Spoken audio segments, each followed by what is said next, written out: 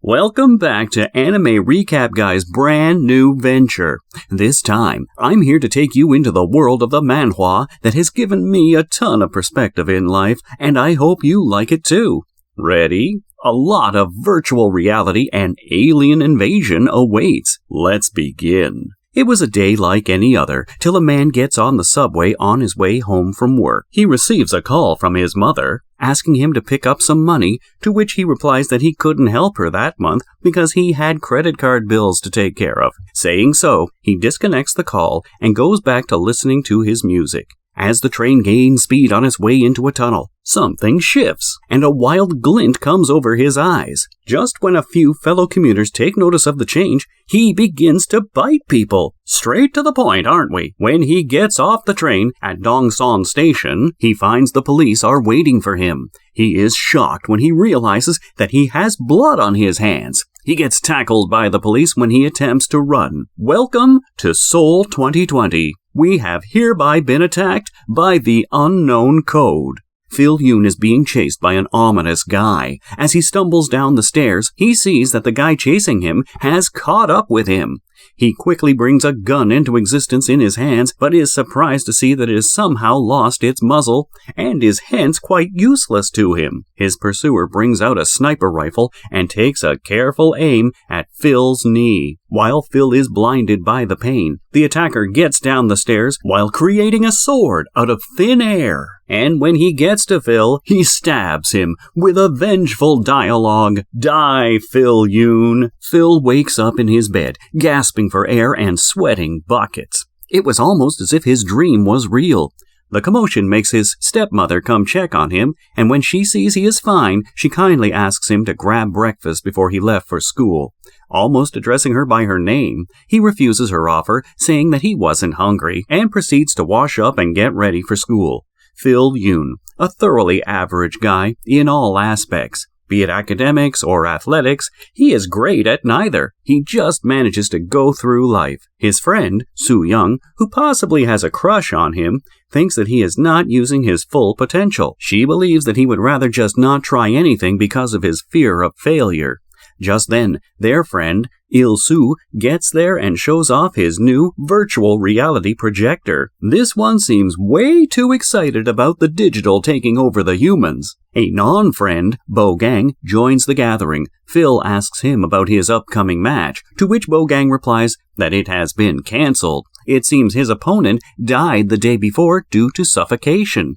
There were no signs of foul play, and nothing seemed to be wrong with his organs, but he was still found dead at home by his parents. Phil checks his phone and sees a peculiar news update about the zombie-like homicide crime scene that took place at the Dongsan Station the last evening. At the police station where the man was taken in for questioning, the police are shocked to know that he doesn't remember anything that he was being accused of. Seemingly, his drug tests came back clean, and he even passed the lie detector tests as well. The last thing he remembers is talking to his mother on the phone. Just when it is being discussed that ordinary and average people do not go around biting other people on the subway, an impressive-looking man in glasses interrupts and declares that the man is actually innocent. He says that the reality is much graver than drugs or disorders, and claims that the man will be in his custody going forward. Walking into the police station and taking someone into custody? Definitely somebody powerful. The man is taken away to a detention testing center where he is told about the code.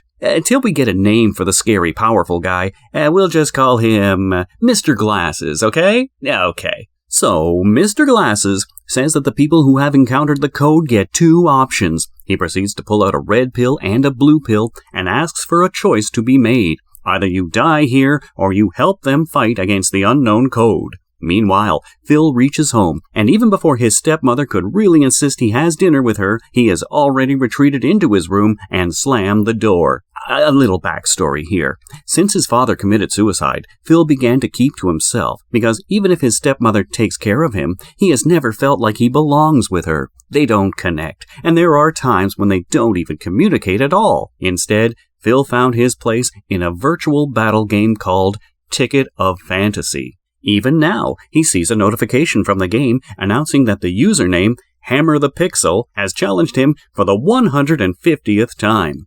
Amazed at the persistence of this challenger, even after experiencing 149 losses, Phil accepts the challenge and zones into the game. Oh, did I not tell you that Phil was great at this game? He might be average in real life, but in Ticket of Fantasy, he is the Grand Master who goes by the username Natural Born Hero. Blinding Hammer the Pixel with his somewhat average but super fast moves, Natural Born Hero lodges his 150th win and asks him to stop trying to defeat him. Shocked that he had to lose yet again, even when he had higher value cards, Hammer the Pixel sends Natural Born Leader a message promising to see him again. Phil then notices that Il-Su wanted to play with him using his new virtual reality projector. Taking him on as well, Phil is confident that he doesn't need flashy gear to continue his winning streak. Proving himself right, Phil defeats Il-Su. He realizes that he has grown quite hungry and sneaks out into the dining room to see if his stepmother has left him his dinner and notices that she has indeed covered his dinner for him, but it has gone cold sitting out there for a while. Thinking about what to do next, he turns around when he hears his stepmother get there. He notices a weird, blank look in his stepmother's eyes and wonders what was wrong. From her room behind her, her iPad continues to play some unclear music, and she is seen hiding a knife behind her back. Elsewhere, Mr. Glasses reaches the testing center and is informed about a 17-year-old boy they have in custody. Wondering maybe he encountered a high-level code that caused him to kill 15 people, Mr. Glasses is flabbergasted to know that he killed without encountering the code. And when he actually did encounter the code, he killed nobody. Mr. Glasses goes to visit the strangely unique guy named Ji-Yu Song, where he was being quarantined, who now is the country's youngest serial killer.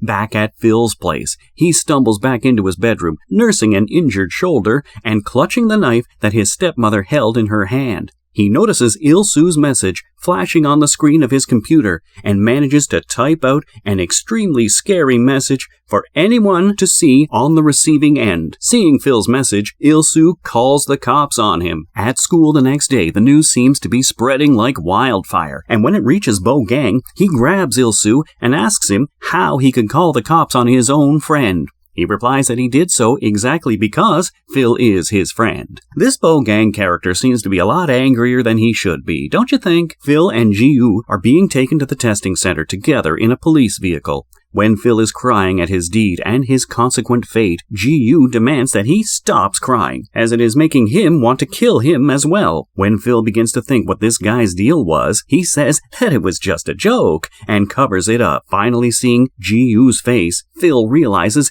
that in the crazy real dream he had, he was being chased by exactly this guy.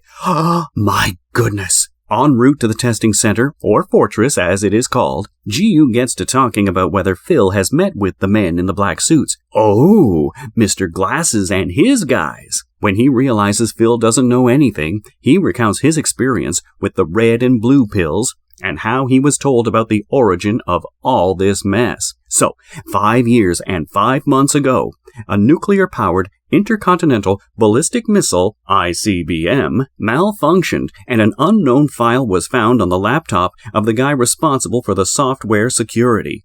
It was an audio file which was initially thought to just emit a weird squeaking or screeching sound, but further investigation revealed that it was actually a binary Morse code. The message contained in this file was then cracked to say, "You, humans, stop doing that." So, definitely something to do with audio manipulation. The guy on the subway was listening to music, and so was Phil's stepmother. Clearly not having believed in all this himself, Ji-Yu bursts out laughing while telling Phil about the Morse-coded audio file. When Mr. Glasses meets Phil, he first asks Phil whether he believed in aliens. He further explains that while the multiple, extraordinarily strange things happening around the world originated in the USA, it is actually due to the code, which is an alien technology far superior to anything we could hope to possess. Phil realizes that his new mother was a victim of the unknown code and immediately makes a case of self-defense for himself and demands to go home right away.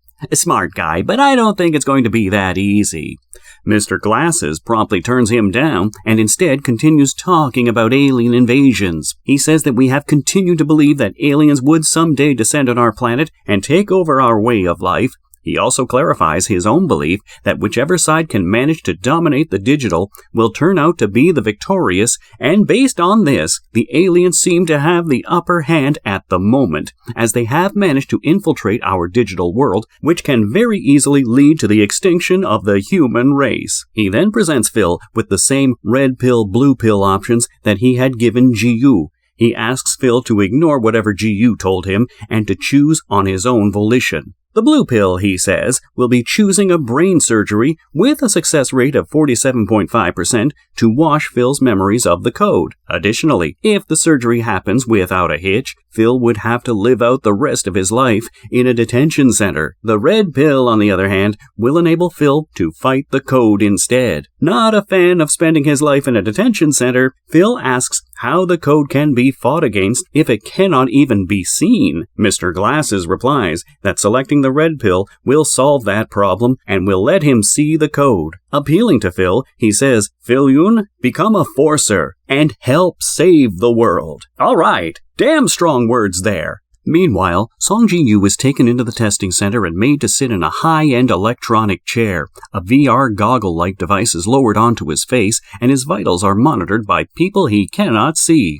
These people, including the architect of the virtual space and Mr. Glasses, discuss how Ji-Yu's brain-to-code transferal sits high at a favorable 245 BTP.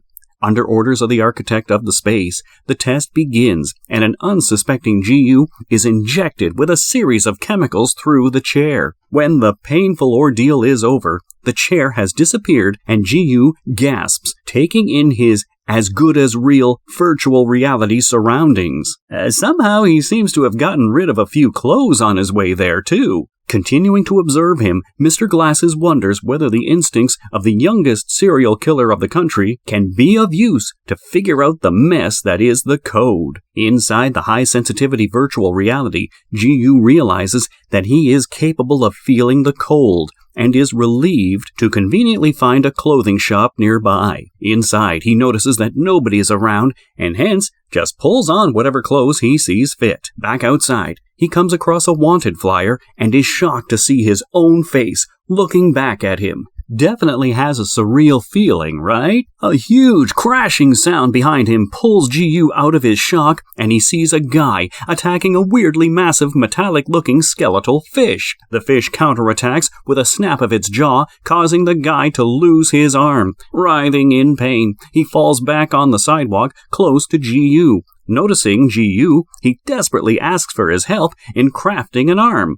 Oh, is that the guy on the subway? Seeing that Ji-Yu is confused about what crafting was, the guy takes to explaining that if your brain transferal parameter, BTP, rate was high enough, then it allows you for mental powers to be converted into physical powers in this virtual reality world. He says further that he has unfortunately used up all of his BTP and hence needs Ji-Yu's help to craft him an arm instead. Well, Ji-Yu and his high BTP sure can manage this, right? He guides Ji-Yu through the entire process. He begins by asking him to imagine a rainbow-colored rose to log on to the interface.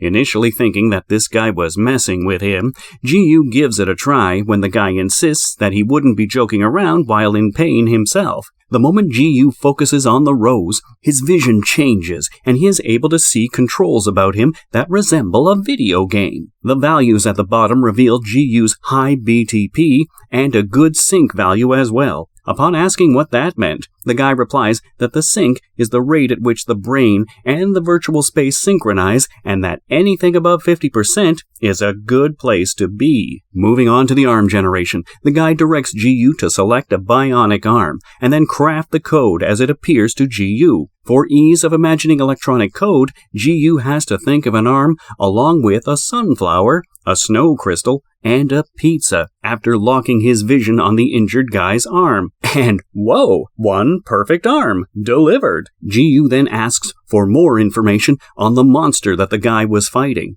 He is told that the monster was actually called the Fish of Danger Level C, and that this was an identical copy used for training. Back at the testing center, Mr. Glasses thinks about how this fish originated in Japan and operates by infiltrating portable devices and moving them toward water. He also contemplates that if these two guys cannot tackle a lowly fish like this one, they can never hope to leave the virtual space. But a determined GU seems excited about going fishing.